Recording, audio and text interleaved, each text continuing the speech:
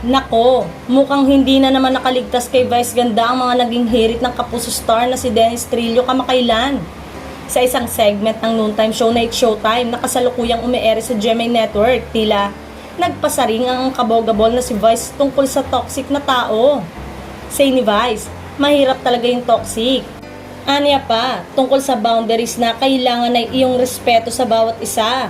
Biro nito, yes, buhay kami tignan mo. Hindi man deretsahan na pinangalanan ngunit hula ng madlang people ay may connection ito sa mga nag-trending na tanong ng aktor na si Dennis Trillo.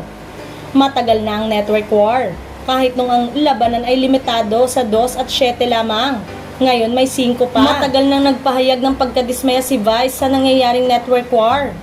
Sobrang ganda ng ideya na lahat ng artista magkakasama sa iisang station ID.